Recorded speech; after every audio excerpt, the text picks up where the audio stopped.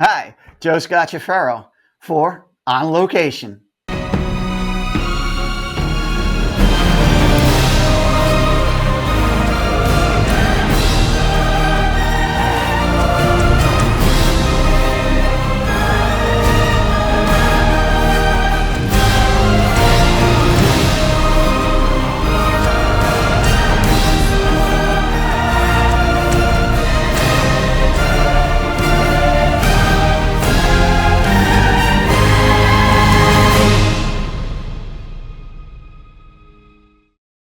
All right.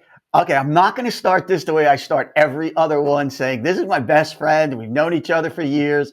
But quite honestly, I've known him for years. We started out working together, and then just because we're both nuts, we both became pretty good friends, and he fit into the family really, really well. So, welcome, Steve Malone. Hello, how you doing? Thanks for having me on.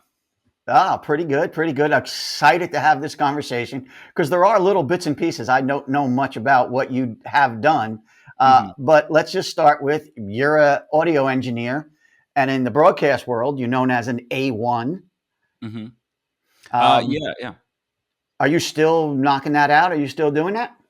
I'm still doing a little bit of audio, more of like a jack of numerous trades, not all, but many trades these days. So I'll do some audio. Lately, it's been more actually doing remote audio, but that's really more here or there. Recently, I for the last couple of years, I've been a news media specialist, which is sort of a odd terminology for really just a media manager slash associate producer for NJPBS. Oh, Um, but yeah, I'm actually starting a new position as a media engineer in the next few weeks with ABC. all right. So here we go. We're going to launch our conversation with a title that I've never heard before. So Which one? let's start with news media manager. That's just an awesome title. Well, yeah. So they changed it to news media specialist, but Oh, yeah, okay. it's a little bit of editing. It's a little bit media management, being an archiver, tagging different media, supplying it to reporters in the field. Um, but largely it's editing. A lot of the time, the biggest stressor of the job is just editing on deadline every day for a daily news show. So that's the biggest thing, and then also being support for other editors. And we've been remote for the last couple of years, so So yeah. before I find out how you ended up getting there, let me just kind of describe the job to myself. So you're getting feeds of from the field Mhm. and other archival stuff, and then you're doing what with that? Is that even the case? Um, yeah, so yeah, I'm getting media from the field. Not so much dealing with signals or things of that sort. It's more the show there has been stitched together as live for the last few years since we've been remote. So I'm not dealing with live transmissions, which I have done that before, but it's been different in the situation. So it's a show that's 5 days a week stitched together and as live. But pretty much, there's media coming in from different photographers in the field, and I will archive that media on a local drive, and then I'll also be remoting into a machine that is at the headquarters, and I'll be archiving it there as well. So, and that's into the main media asset manager. So that's so it's kind of in two different places, one local, one in the more like traditional kind of archived hub. Um, so yeah, that's just part of it. And we'll be editing different items, and those some of those get archived. We're archiving interviews. Sometimes we help with tech issues as well. There's a lot of different variables depending on the day. So you mentioned the word remote. Are you remote? So I mean, is this gig Yeah, so currently, is yeah, we're still remote. It's been remote for the last few, since COVID, and it is we still do live productions, but it's really depending on what we're covering. So election coverage, we had the New Jersey primaries recently, like that. It's a New Jersey, news operation. So we're covering any local elections specifically. We'll have live coverage. Sometimes they do debates, so it's more in the political realm in terms of like following that kind of beat, and anything that's more of a notable event that we are covering will. we'll do a live broadcast that's at the actual using an actual control room compared to editing a show together, scattered. So everyone will get together more for live productions that are of specific notoriety. Oh, cool. Yeah. All right. How how the hell did you make this jump? This is kind of a sideways turn. Yeah, well, I honestly I have actually missed doing audio engineering. I still, again, I'm doing a little freelance, but here I actually got in the door at this location. I have a friend that I went to college that works there, and I had been doing audio engineering as a freelancer, so I'd be filling in for their live show, what was a live show, consistently. Freelancing just as a per diem here and there, and that was my foot in the door. And at WPIX, where I was working also prior, I was doing transmissions there, and was in ingest, which is essentially what this position is being part of ingest, but it's just they wear many, many, many hats. So it's hard to call it one one thing some of the time. But I had some of the experience that they were looking for this role, and that was how I got in. So when they had a bit of a shakeup in their staffing in I guess the fall or the early winter of 2019, they were looking for someone to fill a position, and I threw my hat in the ring, and I had some of the experience that they were looking for, and I knew them too. So they knew me, they knew I would be a good fit. So that's how I landed it. That's awesome. And Yeah. let's talk a little bit about how you. Let's go back a little bit. Let's play the Wayback Machine. So when I first met you, you were an audio engineer. Again, in our industry, A1.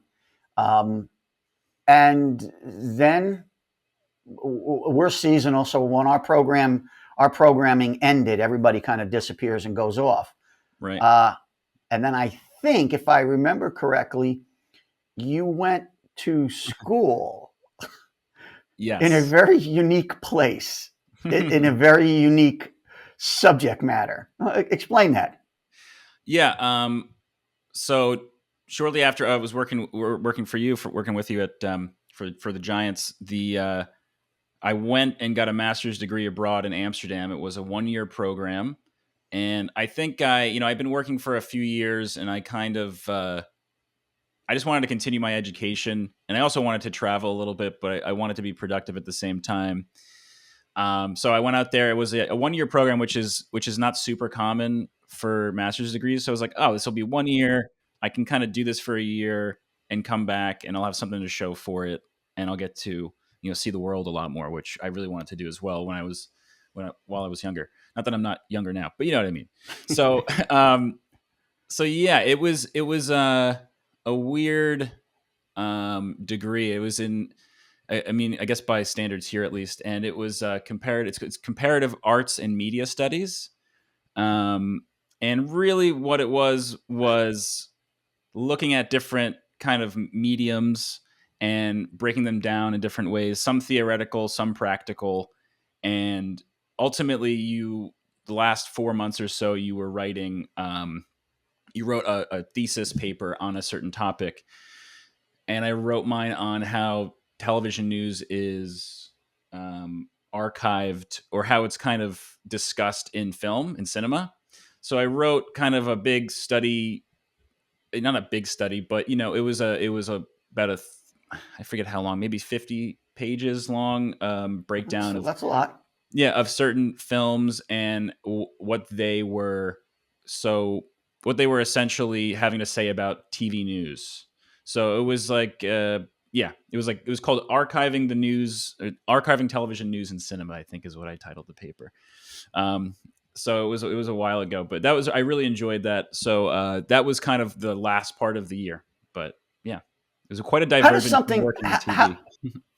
Sorry for interrupting. How does something like that, obviously taking the chance to bust out and go do something different, very different, as a traditional going up the path in our industry to accelerating. How did that alter your thinking or alter your perspective or give you a different sense of what you wanted to do or a wider vision? Give me a little bit of that. Yeah, I mean, it definitely helped round out. I guess in terms of communicating, I was working with people from all different backgrounds, and I got to just meet a lot of new people and kind of get break out of my.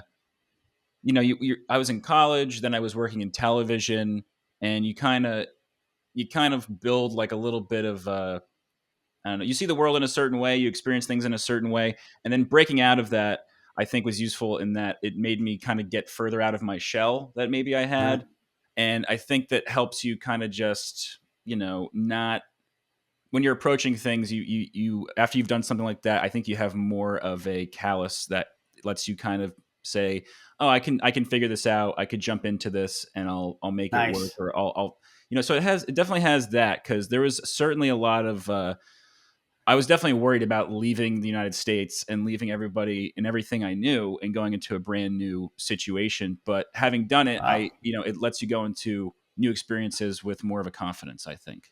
Um, That's awesome. That's a great answer, by the way, yeah, and a huge lesson, not just for you, but for anybody, yeah, because it is terrifying. I mean, yeah, I can't even. I think about my ancestors. How did you just leave everything and everybody? I mean, at least today we have communication, but they just right, left.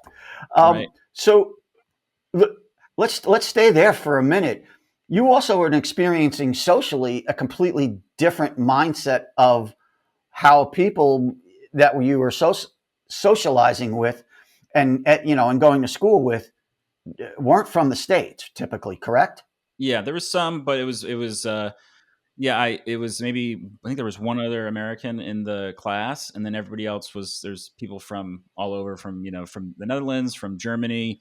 I made a friend named Lorenzo who sounded like this, and then a few other people. So a lot of different backgrounds. Yeah, yeah. That was something I really enjoyed, and everyone got along really well, and everyone had a curiosity about art, about just the world, that we all kind of got together, and it was a lot of fun too. Like everyone that was working on something and studying something, but it was great to just share like the camaraderie of humanity with a bunch of people that were just happy to be in school studying something that they were interested in.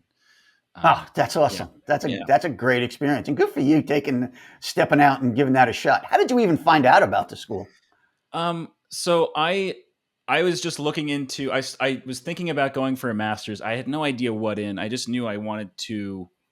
Part of it was like I wanted to take a break a little bit. Not that I was like overexerted, but I just was thinking if I'm going to do something like that, like leave and do it, I should do it sooner rather than later.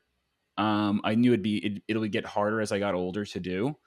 So I was looking for programs, and one of the criteria was I wasn't I was kind of hesitant to do something that was 2 years, and then I was looking for essentially 1 year programs that were somewhat like in the media theory realm, or somehow like maybe in filmmaking, or like film preservation or something like that I was interested in, that was different from, so something that was related to but also different from what I had been doing working in television and media.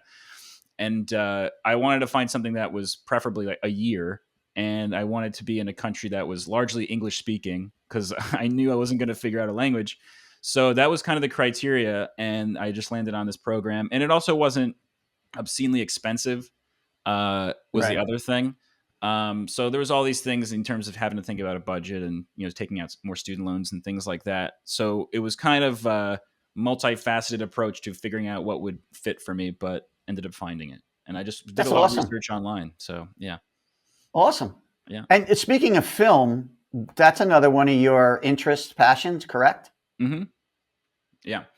I minored in film in college. Um, and then I studied television and media, really a broadcasting degree, but they called it television and media. They wanted to sound a little hipper. And so I studied both essentially. And yeah, so that's been something I've done more on the side while working in broadcast largely, that I've been able to, you know, uh, scratch that itch as well on the side. So I actually just finished a film that is currently in post production. It's probably going to be between 30 and 45-ish minutes. So kind of an odd length, but it's something I've been working on for like 5 or 6 years since it was first written. So that's finally coming to fruition, being finished, which is crazy to think about. It took that long, but Yeah. That's actually, I mean, not untypical, especially when you have to do things part time. Yeah. Let's unpack that a little bit because I mean, you and I've talked about it a little bit over the years, and a lot of people think, "Oh, I want to do film, or I want to get into film, and or I want to be involved in film." And when I look at film, I see this broad spectrum of opportunities and collaborations and Hmm. skills and talents that have to be appropriated. And then you look at indies, and it becomes very narrow as to what everybody's doing. So Right. let's have a little talk about what you did specifically and how your project kind of unfolded and then developed. Yeah. So I started writing that in. So the film's called Canned. It's about the canned laughter industry. So it's a mockumentary comedy, and I had this idea. Honestly, actually, my first job in television was in master control. Um, while I was also A2ing at the time, but half the time I was in master control, and so you had to work. I had to work a lot of overnights, and sometimes I don't know if you've experienced this when you're working on no sleep. Sometimes you just like kind of feel like it's almost like you're drunk or something, and you just like in a sillier mode, think about things a little different. I don't know. And I was part of the job was watching the programming, and I think what was on. I think Good Times was on something with a laugh track, and I was like, oh, what if like the people laughing behind the scenes were like thought of themselves as artists.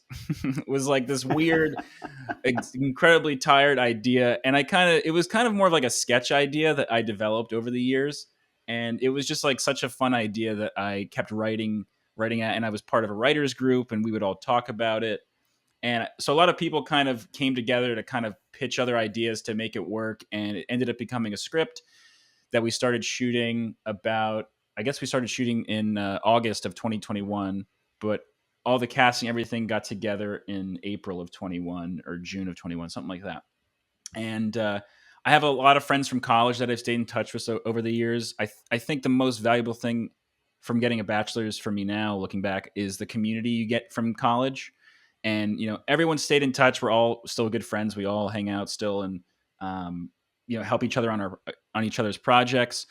So I had a large well of people who were very professional about whether it's the writing or the production aspect, that we all kind of came together to make this project. And I did a lot of the casting all through Zoom and posting on Backstage. So that was a process that took months, and we finally got everything moving in August of 21. And we had a lot of setbacks with COVID, and also like a location flooded, lots of things that happened. I also kind of went in. I think I rushed getting into production, but that actually was to our benefit.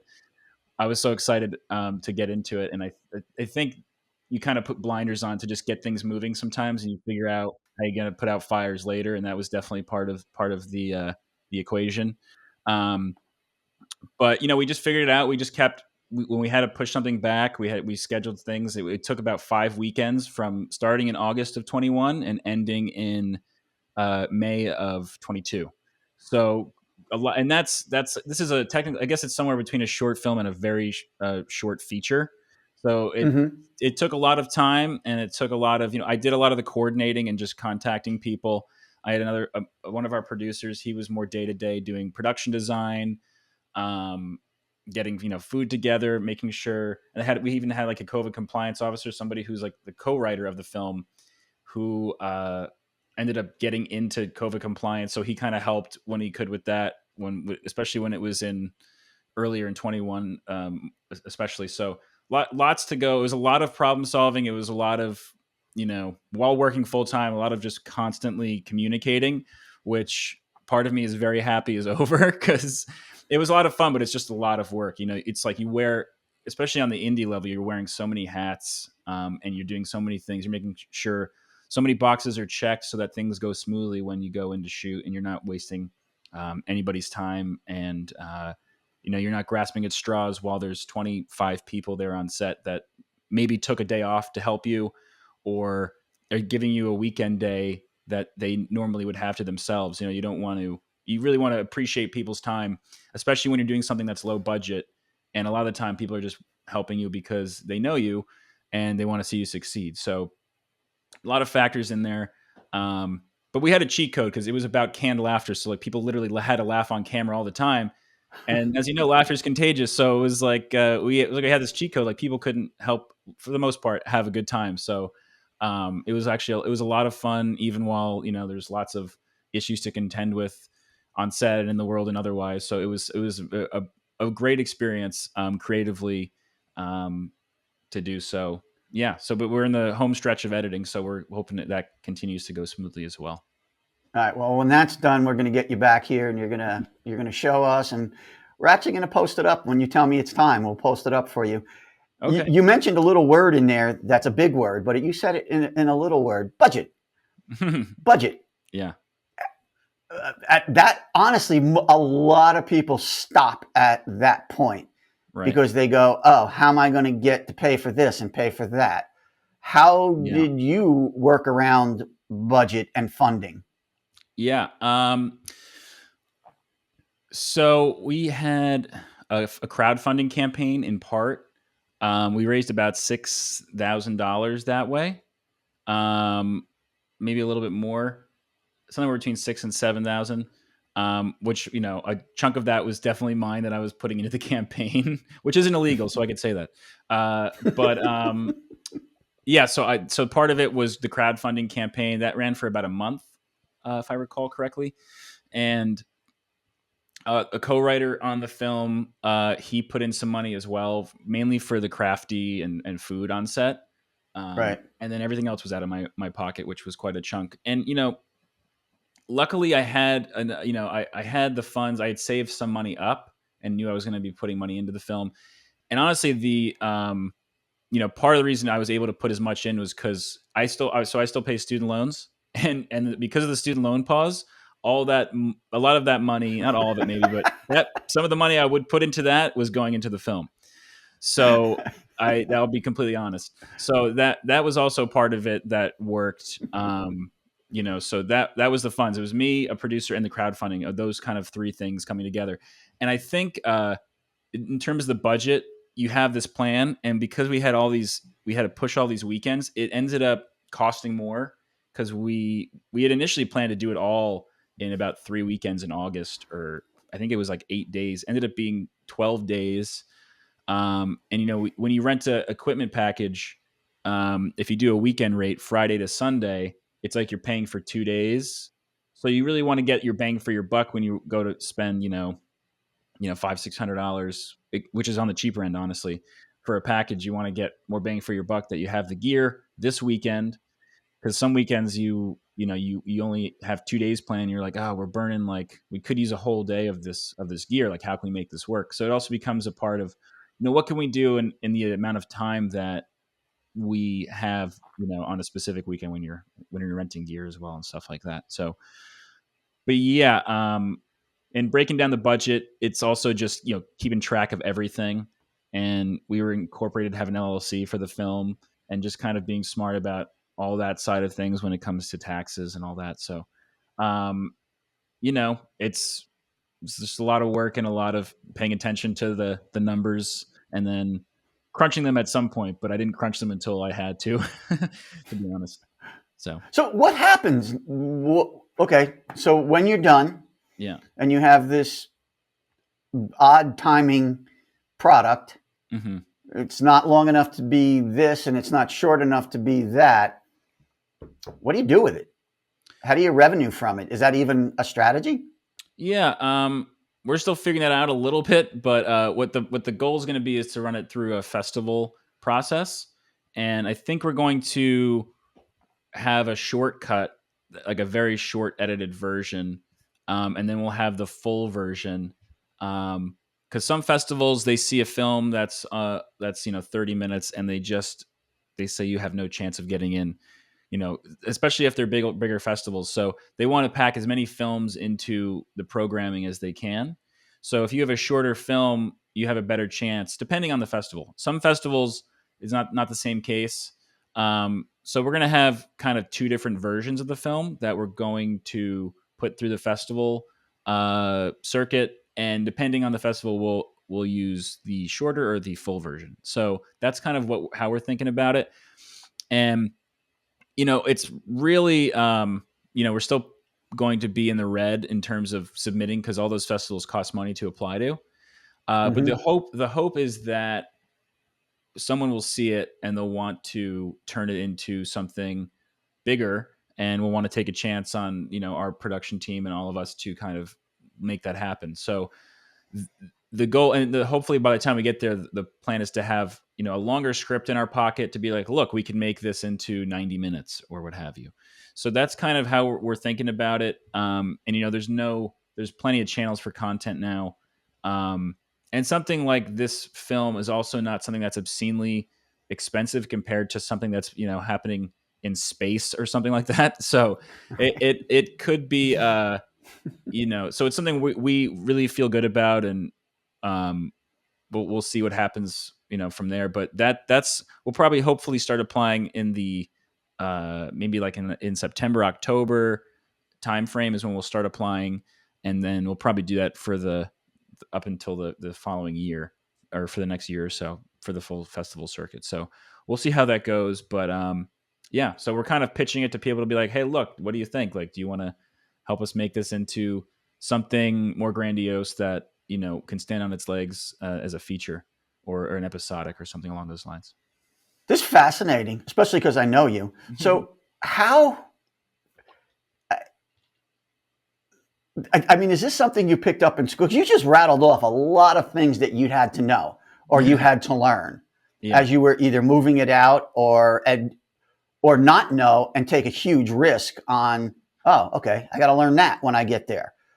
Yeah. Is this a school thing that you picked up, or is this a lot of research on your? How did you educate yourself for all the nuances of what you just illustrated? Well, again, the community that I have from college, we all are trying to help each other make stuff, and we've all shared information about it. And I have a friend of mine that finished a feature film, and he's been a huge resource for just kind of talking to him about how to approach this side of things. So it's just kind of exchanging information a lot of the time, and also just doing a lot of research online. And I've listened to lots of people talking about indie filmmaking and trying to make stuff on a low budget. And when you're at a lower level, trying to get your get your film, get whatever it is you're doing out there. Um, so it's definitely been a process of. I mean, in school, like I learned it was more the technical side of things, and then in terms of afterwards, like funding and all this stuff, a lot of it you as you just jump into it, it's a little bit of trial by fire, just going in, just like having a loose plan and then figuring it out a little bit as you go along. And but just constantly talking. I just talked to a lot of people whenever I had lots of questions, and some of them I was able to figure out on my own.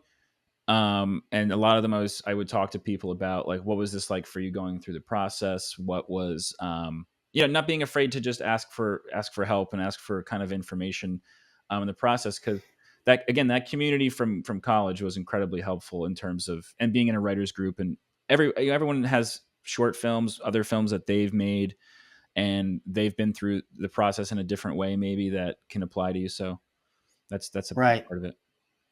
Yeah, I mean, well, obviously, Faro City is based on those two things. Community is first, Hmm. because we've all learned that you're not going to get through this industry without having a network of people that you can a tap, but Right. b maybe more importantly that know what they're talking about. Because a lot of people will share their knowledge, but their knowledge is a waste of time. So you Hmm. have to have smart people that are telling you and giving you direction. But you need a community. You Right. you need all of that. And let me jump to the last part of this. I can't. I mean, we've deviated so far from what I thought we'd be talking about, but this is amazing because this is great stuff. You keep talking about your writers group. Where did that come from, and how did you jump into that? Yeah. So, I mean, I guess that was, I'm trying to think when, maybe in 2018, I think we started meeting, and it became a monthly thing that we would just get together, and we would all share. anything we had written. So we kind of scheduled by um, maybe two scripts, depending on the length of pages, and we try to do it with only so it'd be only a couple hours. Excuse me, and that was something we did for a while. And as people sometimes we get busier, we would fluctuate in terms of how much we did it. But then when COVID hit, we kept doing it. Just started doing it on Zoom, and I workshopped the script for the film a lot there. And then anybody who has feedback or ideas in the group, they'll throw them at you. Any criticisms, things they think do work, things they think don't work. So it's been something where everyone's just it's a little bit of a collective that everyone is just working together. And where did this initiate from? Where did you? I get the once the group's together, I can see Yeah, how it develops. But how did you put it together, or yeah. did Oh, it I know. was it existing? So a friend of mine, his name's Evan Dickerson. He's a writer. He works for Montclair Film, I believe, now as a teacher in screenwriting. He kind of put it together initially, and kind of, if I remember correctly, Evan, if you're out there, please correct me if I'm wrong. But I'm pretty sure he had initially sent an email out just to maybe it was 10 of us. It might have been 8, and now it's become 10. Um, and just kind of said, let's like all help each other. Let's do this group, and we could all talk about our projects and pitch ideas or whatever it is. It'll keep the kind of creative juices flowing. And it just kind of that was the initial start to it. It hasn't been happening as much the last year or so. In part because I think because the film took off, it was hard for me to stick with it. But it's something that comes in and out of everyone's lives, so it's something we're all still in touch about. So yeah, that just came about. Yeah, about 2018, I believe it was, and now it's more on Zoom. But yeah, That's cool. yeah, That's great. That's such an insightful way to accomplish things, and you did it more formally, which is my career, most of my peers' careers. We all do that, but we do it uh, less formally, and hmm, that the fact that we don't keep it legit is what usually makes it dissipate after a short period of time. Because as you said, we got busy. 2020 was easy to get anybody in our industry to get together to do anything because none of us were doing anything. It right, was zero work.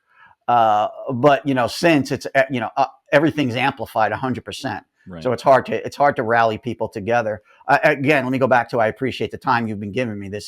It's really great, and it's good for people coming up to hear a lot of what you did because and the last point because I'm close to time here. Hmm. The last point was you came out of school, uh, and then how did you break into the business? Because that's always Oh, right. that bridge is the hardest part for most people. Yeah.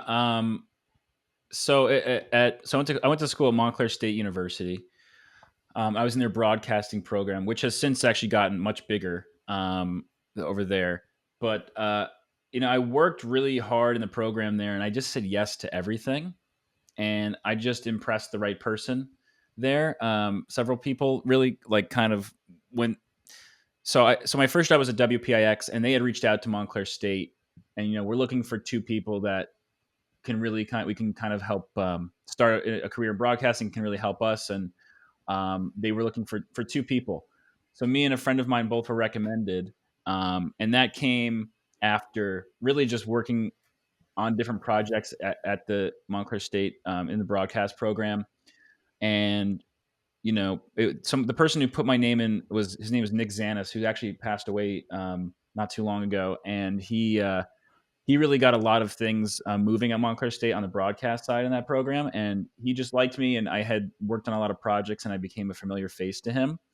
And I think just working really hard and just saying yes to everything at in the college, whether it was a project or what have you, um, made me stick out. And when my hat was thrown into the ring for that job, I got it, and that kind of was my start in broadcasting and television, and was was a huge help to me. And I started doing more audio, and then I believe it was Dave Ryan, and he's how I Right. he was working at WPIX, and he was who put me in touch with you, I believe, and that was how that Yep. kind of happened. So, and then I got to do more freelance work from there. So it's that was my initial start. So that was December of 2014. I finished my coursework in December of 2014, and I started working 4 days later at WPIX.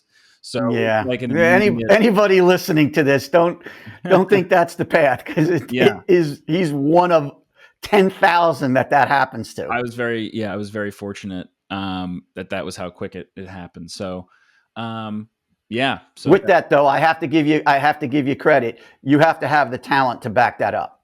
yeah, Even if you get in the door, if you're not a solid person, a hard worker, quick, gets up to speed fast, and talented, you're not staying. You're not going to last. yeah. Uh, which you were.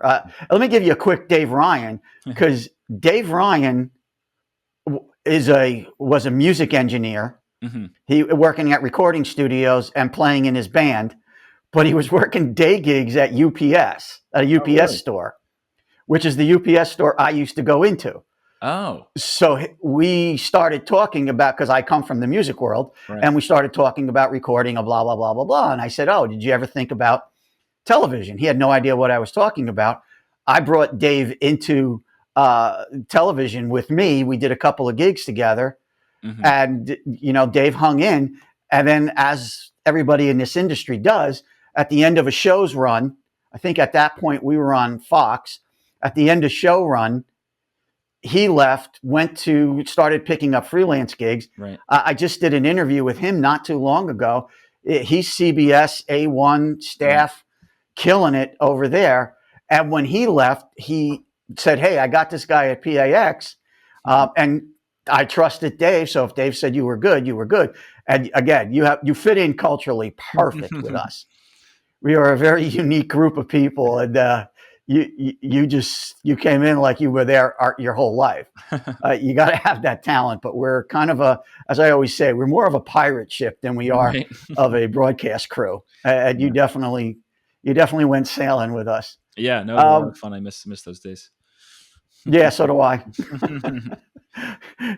A lot of the stuff isn't as much fun as it used to be. Yeah. So anyway, Steve, great talking to you. Great catching up. I'm so glad we went off on the indie path, Yeah. because that is something we haven't had anybody really talk to us about.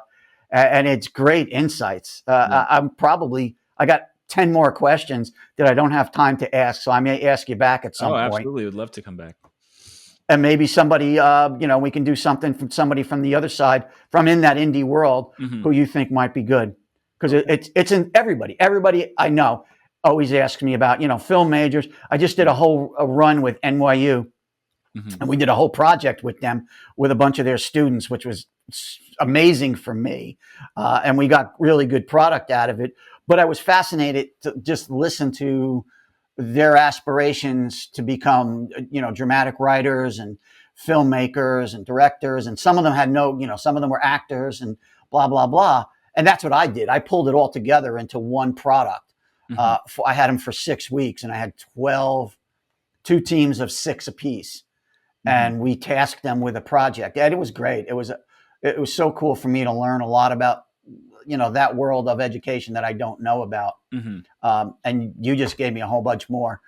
Oh, well, happy to. And yeah, thanks for having me. Happy to come back sometime. And I would also say, lastly, while doing all this indie filmmaking stuff, don't quit your day job. You got to also pay the bills too. So that kind of thing also helps feed the creative passions, So, but anyway, this has been wonderful. Thanks for having me again. I'm glad I could answer some questions, and it's good to talk to you. I haven't talked to you in quite some time, so thanks for No, having me. awesome. Yeah. All right, my friends, All right. take care.